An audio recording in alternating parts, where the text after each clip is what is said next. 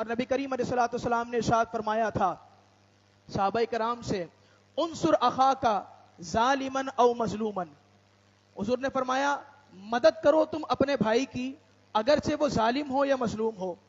تو صحابہ نے عرض کیا رسول اللہ مظلوم کی مدد کرنا تو سمجھ میں آتا ہے، ایک بندے پر ظلم کیا جا رہا ہے، اس پر تشدد کیا جا رہا ہے، اسے مارا جا رہا ہے، تو اس کی مدد کرنا تو اس طور پر سمجھ میں آتا ہے کہ اسے ظلم سے بچا لیا جائے، لیکن ظالم کی مدد کرنے کا مطلب کیا ہے؟ تو صحابہ نے عرض کیا رسول اللہ ظالم کی مدد کرنے کا مطلب کیا؟ تو نبی کریم علیہ الصلوۃ والسلام نے ارشاد فرمایا کہ اگر ظالم ظلم کر رہا ہو تو ابتداءً اس کو ہاتھ سے روکا جائے، اگر کسی کے پاس استطاعت ہے، کسی کے پاس قدرت ہے، تو وہ اس ظالم کے ظلم کو ہاتھ سے روکے۔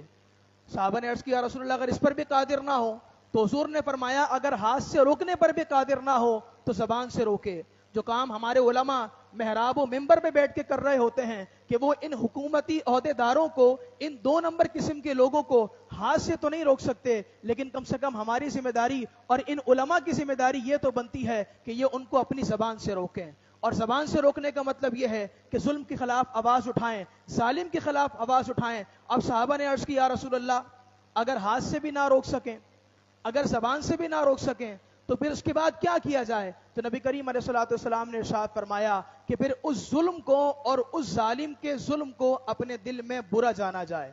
یہ ایمان کا ادنا درجہ ہے۔